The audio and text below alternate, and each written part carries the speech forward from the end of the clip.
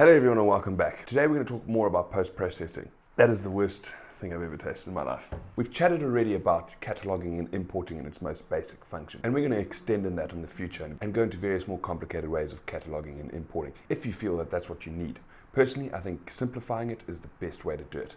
Anyway, we're going to go into post-processing now, the actual functionality of post-processing software, and we're going to look at Adobe products mainly. I find that these are the most commonly used and probably the best products on the market at the moment. So we're going to look at Lightroom and we're going to look at Photoshop. And at first, we're just going to look at the functionality and what they do. We'll get into techniques at a later stage, but for now, this is post-processing. Enjoy.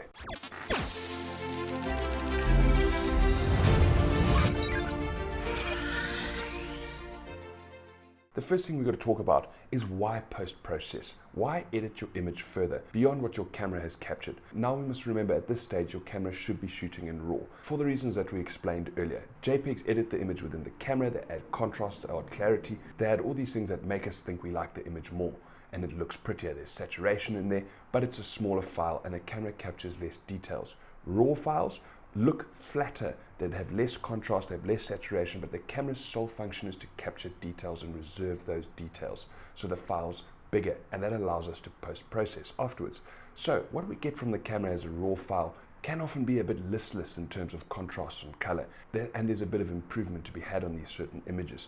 That's where post-processing comes in, and that's the very basics, adding a bit of contrast, adding a bit of saturation. That's where it begins. But post-processing, there's truly, if you include Photoshop, there's no limit to what we can do to an image. And you might ask yourself, what is the point? And the point is not only just minor edits, it's also ownership, having a style, having something that people recognize as your work, and taking an image to the next level. Quite often the RAW file is just the basis of a great work, and a little bit of editing gets it to be the great image that it is. And this is the point of editing. From minor edits to extravagant edits, it's about ownership, and it's about getting an image to where it was destined to be, to where the camera couldn't quite get it. So it's very important. It is as much an art as taking the picture itself, and without it these days, you're probably going to be left behind in the photographic world. So we're going to look through the basics of Lightroom now. It's the most common editing tool of any photographer. It allows us to do subtle edits on our images, such as contrast and color and exposure, and sometimes in selective ways where we can add it to certain parts of the frame and not other parts, and remove clarity and sharpness or add clarity and sharpness. It's not like Photoshop, which we'll get into a little bit later, where you can actually change the structure of an object or actually remove it entirely and change the shape of the image and do quite extravagant things. Photoshop is limitless, and we'll go into that at a later stage. Lightroom is a little bit more basic, and let's go through the functionality of Lightroom now. So we've been through the library module where cataloging and importing and organizing your files can happen. Now we're going to go into the develop module. This is where the magic happens. This is where we post-process, and we're going to go through all the options and what they mean. At a later stage, we're going to apply these to certain images where that edit is relevant.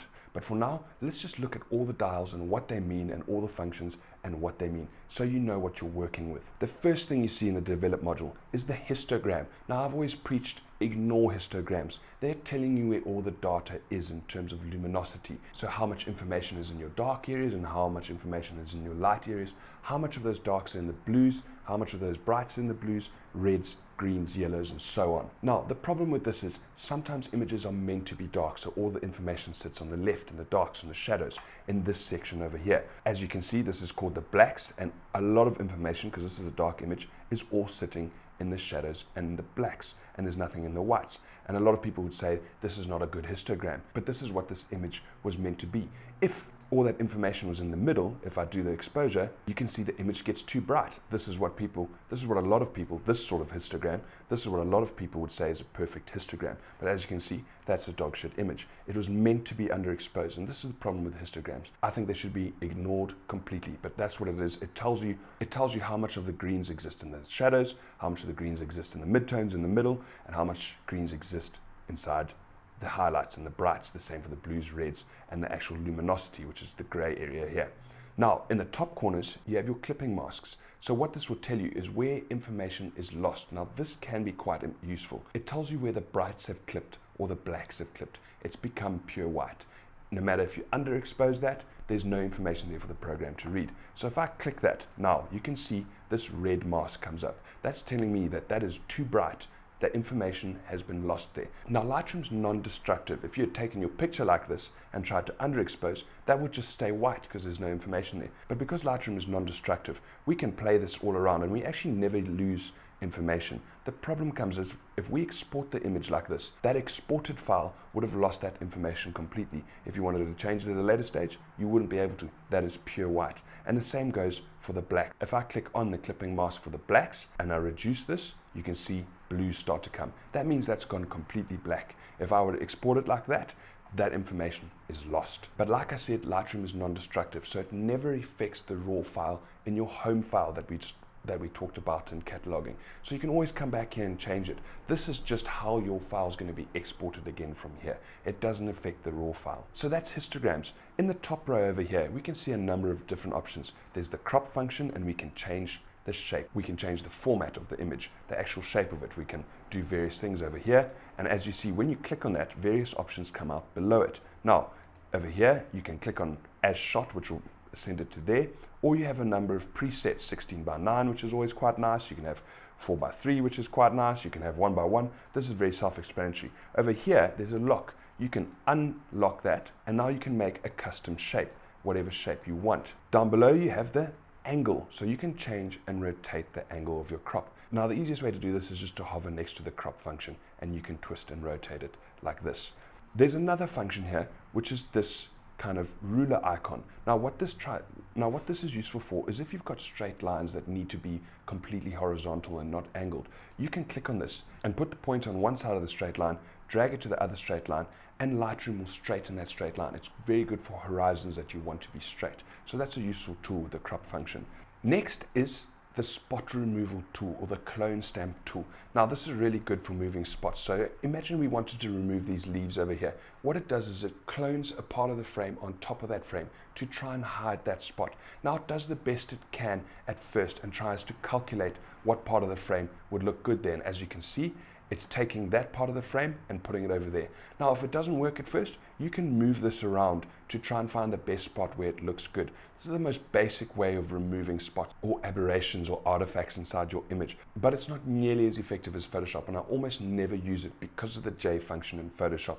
And once I show you what the J function does, you'll never use this tool either. The next thing is red eye reduction, which is this tool over here. Now, I don't have a photograph with red eyes because I never use a flash directly on the camera with a live subject. It hits the back of the eyeball, all those red cells reflect a red light back towards the camera, and the eye becomes very red. It's as simple as clicking on it, putting it over your eye, and clicking it, and it will remove that redness. Like I said, I don't have a picture with red eyes because I never use a flash directly attached to the camera, but that's what it's there for. The next is a graduation filter. Now, if we look in the basics panel, we'll get into these now. There's various adjustments you can add to your image. There's contrast, you can increase or decrease contrast, exposure, increase or decrease, shadows, whites, clarity, texture, so on. Now the problem with this is we often want these adjustments to be quite specific or localized. We want those adjustments to be on our subject and not on our background of certain things. We want our subject to be more clear and more texturous, but we don't want that in our background. We want it to be milky and blur. For examples, every image is different. So what these filters do is allow us to apply these edits locally in the image, not throughout the whole image. So if I click on the graduation filter and I click exposure down and I pull it down from left to right, you can see it adds it gradually, starting from the first line where it's 100% effective, and as it comes towards the last line, that's where it's 0% effective, and the adjustments have no effect here. So you can add as many of these into the frame as possible to add local adjustments. Okay, you can delete them afterwards. And the same thing goes for this. This is the radial filter. All it does is do it in a circle or a radial. You can change the shape of the circle, as you can see here. And like you can see, my adjustments, which is exposure, is happening within the circle. That's because it's been inverted. You can change it to the adjustments happen outside of the circle or inside of the circle. And all of these adjustments are out. And you have access to all of these adjustments. No matter what you do, it happens inside or outside that circle, which is really useful when you want to keep your adjustments within a certain area, not the entire frame. And the nice thing about both of these, both the radial filter and the graduation filter, is they come with this option, which is the brush. If I put in a radial filter like this over the leopard, but I don't want the leopard to be affected, I can click on the brush over here, hold Alt, which is negative, and brush away those adjustments on the leopard. So this gives you a good amount of control with your adjustments to apply them locally within the frame or globally throughout the frame. The last filter option here is the brush. This is when we want to get really localized and very specific with our adjustments. It's essentially the same thing. It gives us a brush, but now we can brush any of these adjustments, saturation, whatever you like, into certain areas. So over the leopard's face like this, I can down the exposure and make my leopard darker. And I can put any of these adjustments onto that brush and paint it in a localized manner. And again, if I don't like it, I can delete it and get rid of it. Now that we've looked at that top panel, it's very useful. We often crop, we often use filters. They're good tools to finishing off your image. There's lots of ways we can use filters in less technical, more technical terms, and there's lots of tactics. But we're going to have a video on just how to use filters at a later stage. We just need to understand what they are for now. Then there's the basics panel, and we've been through a little bit of all of this. There's temperature. Now temperature is your color balance, your white balance. Now we've spoken about white balance before. It's never written permanently to your image. So if it's a little bit off and your picture comes out a bit blue, this is very blue, you can come here and fix that. Okay, the next easiest way of doing it is using the eyedropper. Now this measures 18% gray. It can measure the color tones in an area that's 18% gray or very white. Now in order to get a correct white balance, we want to find a place that's very white and click on it. As you can see, if you hover over it, it tells you in the bottom over here how much red, how much green, and how much blue exist in that area. If there's a lot more blues than reds and greens, then you're going to have a blue tone. If there's a lot more reds, you're going to have a very orangish, reddish color tone. So by clicking on it, it'll fix that. Now this image already had a correct white balance, so nothing really happened. But if I were to click on one that's very warm, like this one over here, and I would do the same thing. If I take that dipper and I hold over an area that should be white, you can see reds are at 53, greens are at 44, and blues are as low as 25. So it's a very warm image. If I click on it over there, you can see it fixes the white balance. So that's the white balance options you have. You can also fix the tint. If I undo that, Command Z, always Command Z if you want to undo, you can make it more magenta or more green. I almost never use this apart from the magenta slider with sunsets. It works really well. Adding a bit of magenta into your sunset can be quite beautiful. Otherwise, I almost never use it. The rest here are very self-explanatory. Exposure increases or decreases the exposure. Contrast increases or decreases contrast. Highlights brighten or darken the highlights. Shadows lift the shadows or darken the shadows. Same thing with whites. Whites are more specific than highlights. Highlights are more broad over the whole image. Whites deal with just the whites, but increase or decrease the exposure of the whites. And the blacks are the same.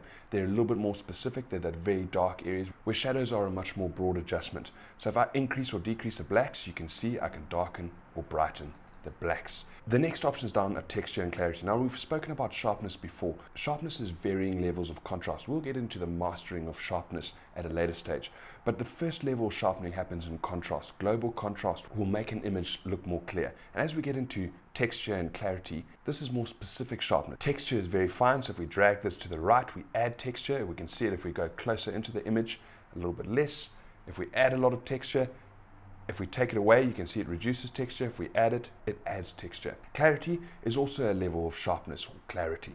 Now, if we add a lot of clarity, you can see it deals on a slightly larger scale than texture. It more deals with hard lines and strengthening those lines. So if we add it, you can see it makes the image a lot more clearer. If we step back a little bit, if we take it away, it softens it and takes away the clarity. Very self-explanatory. Dehaze does what it says. Dehazes, it takes away haze. Now, at first it does appear that what it does is actually just add a level of contrast, but in a slightly different way. If you've got a hazy image, lots of dust or smoke in the image, if you increase it, it'll try to reduce that by increasing contrast in a slightly different way. Next, you have vibrance. Now, vibrance and saturation might seem like the same thing. If we increase the saturation, you can see the colors get much more bold. If I do the same thing with vibrance, you can see the colors get much more bold. The difference between the two is vibrance avoids skin tones, so it tries to not adjust skin tones. Now you can see in this image, there's probably a few skin tones in there, some soft pinks and oranges. So if I increase it, it's not as bold as an adjustment as if I increase saturation. You can see it gets very fiery and very blue in the eye. So there's a slight difference between the two. Saturation addresses all colors, vibrance addresses all colors, but it avoids skin tones. If I take it away, it makes it very gray, quite obviously. The next thing is the tone curve. The tone curve, again, deals with highlights and shadows and midtones. The shadows are down at the bottom here. If I increase that or decrease it, you can see it affects the shadows. The highlights at the top, you can see I can brighten or darken the highlights. Midtones are obviously in the middle, and I can do the same thing. Now this is a much more effective way of adding global contrast, and it works much better because it's much more gradual. And quite often people add a simple S-curve, a standard procedure. They'll pull the shadows a little bit down and they'll increase the highlights just a little bit, and that adds nice, warm, global contrast. But if you've got a problem with clipping, like what I've mentioned in the histogram, if you've clicked on your clipping mask in the blacks, and if I down the exposure here, you can see blacks starting to occur. If you wanted your image to be this underexposed, obviously this is not a good example, you could come to the tone curve and select black, which is this dot right on the edge, and that is pure white. Those are clipping areas, and you can lift this until those areas are gone, and you can save the blacks or save the whites in your edits if you're underexposing or overexposing a lot. So that's the tone curve, and that's how to use it. You can do the same thing with the reds, greens, and blues. Taking away blues from the highlights or adding blues. Now remember, if you strip a color, it has to be replaced by another color in this sense. So if I add blue, it obviously gets more blue in the highlights. If I take away blue, what's the opposite of blue? Yellow. So it gets a little bit more yellow in the highlights. And the same thing with the reds. If I add reds in the shadows, you can see the image gets more red. There's a lot of shadows because I've already made it very dark. If I take away reds, it gets more green. So that's how the tone curve works. Very useful for addressing colors and especially global contrast. In the color panel here, you've got two options. HSL, which stands for hue, saturation, and luminance, and color. Essentially, these things do the exact same thing. They're just different ways of controlling it. They give you the ability to select and influence certain colors. Let's go to another image to test this out. Let's go over here. As you can see, there's quite contrasting colors in this image. There's very, very green, and the rest of it is actually quite unsaturated. So if I wanted to affect those greens because they're too green and they're stealing attention from my leopard, what I could do is go into the color panel. By the way, I didn't crop this like this. Let me go out because that's bothering me. Somewhere like that. That'll do. Lift it a little bit up. There we go. So if those greens are bothering me, I can select those greens in this panel, and I've got various options here. I can change the hue of that green. I can make it more yellow or very, very green. Okay, if you double click on any one of these sliders, it centers it. Saturation, I can take the saturation away. Now those greens aren't so prominent, or I can make them much more saturated. I can also change the luminosity. I can make those greens much darker, or I can make those greens much brighter. And you can do that with any color in here. If you go to the hue, saturation, and luminosity panel, it's essentially the same thing, just displayed differently. All your reds are down here in luminance. So if I go down to green and do the same thing, you can see my greens get darker or brighter. If I go into saturation, same thing. If I go to my greens, they get more saturated or less saturated. Hue is the same. You get the point. The next thing we're going into is color grading. This is a new function with Lightroom, and it's beautiful. I absolutely love it. This gives you the ability to inject certain colors into certain parts of the frame, your highlights, shadows, or midtones. So if we look over here, we've got a number of different options, and you can see it's headed midtones, shadows, and highlights. And the most simple way of doing this is simply going down to, say, shadows over here. This might not be a good option. Let's look for an image with some sky. This will be a better option here. You can see there's a stark difference between the shadows and the highlights. The highlights being the clouds and the shadows being my elephant. There's no color in the sky at the moment. And because those are the highlights, I can grab the highlights over here and say, I want a little bit more blue in the sky. So if I drag that towards the blues, you can see my clouds have now gone blue. If I click the before and after, you can see the difference. If I wanted those clouds blue, if I go back here and I zero this, put it back to zero, remember you double click on anything, it goes back to zero because sometimes it's quite hard to find zero. If I go to the shadows, and that's my elephant now, and I drag that into the reds, you'll see I start to get a red elephant, which looks like shit. And I have the same control over the midtones. There's some displays up here which allow you to do the same thing, just in a different layout. I can adjust the shadows on their own. Now, there's various options down here, but you don't need to worry about them too much. What luminance, blending, and balance do is increase or decrease the effect you've had. So if I add, let's go to highlights, that work better. If I add blues to my clouds, and now I can adjust how strong or weak that effect is on my clouds. And blending and balance do the same thing, really. You don't have to really worry about these two sliders. You have a lot of control on this dial anyway. So that's what color grading is. Very useful tool if you want to inject hues into your highlights or shadows or midtones. The next thing is detail. Now, detail deals with sharpness, clarity of your image. And there's two options here that we're going to dabble in briefly. There's sharpening and there's noise reduction. We've spoken about where noise comes from high ISOs, which this image wouldn't have. It was in the middle of the day. So let's go into an image that might need some noise reduction. So here we have an image that we took with a spotlight, and this is a great example of using noise reduction because often these images are at night and we use high ISOs to capture them, and especially in dark areas, noise is very prominent. So before we get into sharpening, let's deal with noise reduction. Noise removes noise. Let's look at noises. If we go into this image, you can see all these little spots all over the place. That's what happens when you have high ISOs. That's what you call noise. So if I slide the noise reduction slider to the right, it'll help remove that noise. I'll slide it all the way to the end so you can see that noise disappear, and all the way back to see that noise prominent. The problem with reducing noise is you also reduce detail. That's why there's a detail slider just below it. You can add that detail back. You can see some of the details come back. Contrast will add global contrast. Remember what contrast does? Contrast is clarity or sharpness on a global scale. Sharpness is varying levels of contrast from a micro scale to a global scale. Now you'll see below that is there's a color slider, and you might ask what that is. Well, contrast exists in two places: in luminance, which is just bright pixels against dark pixels, and then color noise, which is noise generated in areas of color, where green pixels get a little bit darker green and some pixels get a little bit lighter green. And color noise reduction helps even out those pixels and make them the same luminosity, so it removes noise in the exact same way. Above that is sharpening. Now let's get into an image that we might need some sharpening for. As you can see, if I zoom into this leopard, her face isn't very sharp. If I just go up to the basics panel and add texture and clarity over here, it also adds texture and clarity into the background, and you can see it becomes very noisy or very granulated. We don't want texture and clarity there, we just want it on our leopard. So we zero those, and this is where the sharpening slider comes in handy. We can increase sharpening. Now again, we've spoken about sharpness. It is contrast from a micro level to a global level. This is its most micro adjustment, even smaller than texture. It deals with the most finest details. So if I zoom into my leopard, put that on 0, if I take that all the way to the end, you can see it starts to add sharpening. Now obviously this is far too much. It starts to get pixelated, especially on fur. So we want to use it sparingly, maybe up to a stage where there's an adequate amount on our leopard's face, somewhere about there. Now you'll see there's a few sliders below: radius, detail, and masking. Radius is quite useful. This simple trick here is if it's a portrait, if you're shooting as live subject, they're filling the frame, or it's head and shoulders, or you can see the whole body. Either way, if you're dealing with a live subject, not a landscape, you should keep radius on about 1. If you're dealing with a landscape, you can kick this up towards 2 and even 3, which is very excessive and very seldomly used. So landscapes, a little bit more; portraiture, much less, even none if you want. And what radius does, we've spoken about sharpness before. Sharpness is micro contrast. If you get 2 pixels next to each other, one is black and one is white, there's a lot of sharpness there because the edge is very distinct. But when you're dealing with a lot of pixels, if there's a lot of grayness amongst those pixels, it's not black and white, that line starts to blur. You lose sharpness. So when you increase sharpness, you're increasing the micro contrast. You're getting it closer to black and white. For example, it could be blue and green. Doesn't matter. It's the luminosity of that edge that it's dealing with.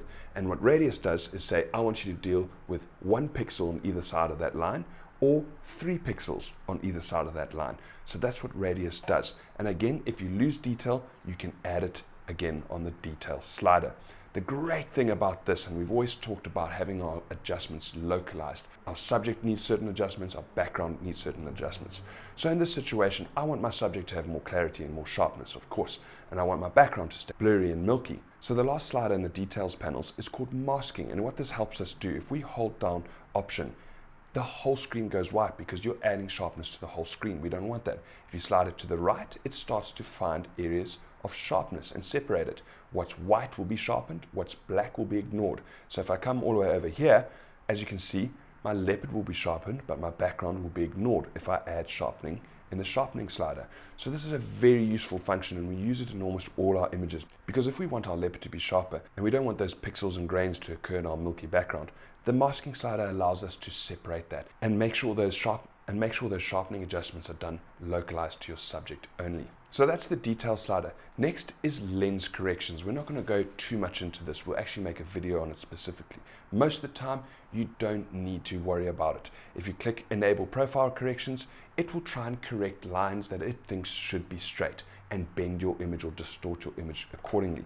If I go into Manual, I'll show you what this means. You can see distortion over here. It can distort the image in various directions. Sometimes when you use certain lenses, horizons become bent or straight lines become bent, and this helps you fix that. It's more useful in landscape photography, but sometimes it's worth clicking that just to see what it does. It might straighten those lines out. There's another option here called Remove Chromatic Aberration. What happens with chromatic aberration is when that light comes through your lens and bounces off the lens wall, sometimes those beams of light don't align. Remember that light is carrying reflections of color, and every color is made up of red, green, and blue. And when that light bounces off the inside of your lens, sometimes that red, green, and blue information doesn't land on the same place, and that's what chromatic aberration is. We'll go into it in depth at another stage. You don't really need to know much now, but I'll show you what it looks like. So this image has a lot of chromatic aberration. You can't see it from far back, but when you zoom in, you really can. And what it creates is various lines of color along the edges of your subject. This usually happens when you've got a dark subject and a very bright background, areas of high contrast. This is where chromatic aberration happens, and the joys of modern photography is we can literally remove it with a single click, and that's what this option is over here. If I zoom into his forearm and his bicep, you can see his forearm has a red line along the edge and his bicep has a green line. These lines can be different colors. All I got to do is click on remove chromatic aberration like so, and you can see those lines are all gone. Very effective way of using it, and it's too easy. What a joy. The next panel we're going to get into is called transform. Now this literally means you can change the shape of your image. You can manipulate it vertically or horizontally. Now sometimes remember we've talked about perspective and how important it is to give your viewer the right impression, the right perspective. That if your subject's important and you want to look up to it and you want that same feeling in your viewer, you can actually change that in the transform panel. Let me show you how. If I just click on vertical, you can see it changes the angle. So if I decrease the angle, I'm actually getting lower as a photographer. This is the perspective is getting lower. Now it appears that I'm looking up at my subject even more than I already was. Now obviously by changing the shape, you've allowed in gaps here with no information. So you can simply crop in afterwards, like so. And now you've a little bit more. Now effectively you've altered the perspective of this image as best you can. There is a limit to how much you can use it, but now I've given even more emphasis to my subject. This function has great effect and is often underestimated when we want to change our perspective on a scene, increase or decrease our angle. It is so powerful in creating a perspective that aligns with the story that you want to tell. Now with the rest of these sliders, they do similar things. Obviously horizontal can change the horizontal perspective. Rotate can rotate your image. Most of these are very self-explanatory. You can see they just change the shape of your image or distort your image or transform your image. So what I suggest is just playing around with them. But the biggest one to consider is the vertical transformation. If you want to just alter that perspective just a little bit more, you want to place your viewer just above your subject a little bit more, or you want to place your viewer just below your subject a little bit more, that vertical slider is very useful. There are some presets in the transform function which you can click auto and it'll try and figure out what you want is best. Guided, which is what we've just been through now. Level will level out. Level, vertical, full. The best thing to do is just to leave upright corrections off over here and do any adjustments in the sliders below. So that's the transform panel. Very useful for changing perspective. The next thing we're going to is effects. Now these are very self-explanatory. The first one gives you the ability to add a vignette, either a dark vignette. If you don't know what a vignette is, that's what a vignette is. It darkens the corners. Or a bright vignette like so. If we go into another image, one like this, you can see we can darken those edges or brighten them. And then it gives you various options down below. The midpoint will either bring the midpoint closer to the middle or nearer the edges. The roundness, you can either make it square. If we bring this back to the middle, you can make it more square or more round, as you can see, like this. Very self-explanatory. The feather will increase or decrease the feather. You can see that's a very hard line with no feather and a very soft line with a lot of feather. So this can be quite useful when you want to bring your viewer's attention to the center of the image. If we go to another image like this line, for example, it works quite well with portraits. Everything I want my viewer to look at is in the center of the frame, the eyes, the nose, the mouth, all of the above. So if I come into a vignette, if I darken those corners just slightly, you can see my eyes and nose are more prominent. It's very rare that I've actually seen a bright vignette, a white vignette work well. I've never used it myself. Usually it's a dark one and you just darken the corners slightly, bringing the viewer's attention into the center of the frame. The next thing you can do is add grain. Now grain is a style more than anything. You might think, why would we want to add grain? It's always placed on 0 as a default. So why would we want to add grain? Now some people like the grain. Grain can give a textural appearance. It's more about style. And also in printing, sometimes adding a bit of grain will actually make a print on canvas seem a little bit sharper. So the grain slider is there, and you can add the amount, size, and roughness, which is very self-explanatory. If you want to add a lot of grain, you can see that's what it does, or leave it at 0. It has no effect. The last thing we're going to look at is calibration. Now calibration is quite similar to what we addressed in the colors panel. If we go back to the colors panel, it gives us control over certain colors. So the difference is the colors panel is very specific. If I go into a photograph that has a particular color in it, and I come into an image that has a lot of oranges, and I desaturate the oranges, you can see it's taken all the color away from the oranges. It's very orange specific. What is orange gets affected. The difference between that and calibration, if I come into here, it's giving you a few options. You can change the tint of your shadows, either magenta or green. But then there's the options below, which might look similar to the colors panel. It's giving you red primary, green primary, and blue primary. It's giving you hue and saturation. The difference is, you must understand that all colors are made up of red, green, and blue. The color panel is very specific. It only adjusts oranges. In calibration, it understands that all colors are made up of certain amounts of red, green, and blue. So although it says red primary, and I adjust red primary and I adjust the hue, it takes into account that there are greens and blues in there, and it must also adjust those. So although it is giving you control over the reds in the scene, it's taking account that those reds might have elements of blue and green, so it adjusts those as well. If we go back to our leopard image, this one that we first worked in the colors panel, you can remember when we adjusted the greens, it was very specific on the greens. If I took the saturation away or adjusted the hue, it only affected the greens, and very specifically the greens. If I come down to the calibration and I go to green primary and I start changing green primary, you can see, watch my leopard's color changes too, because it's recognizing that although we don't see that as green, there are certain amounts of green in that leopard. So it's a much broader way of addressing color and adjusting colors, and has a nice, even and smooth effect over your whole image. Whereas color is very selective. If it's green and it appears green to us, it'll only select the greens. It'll disregard that although there are other colors in the frame and those colors have elements of green in them, it disregards them.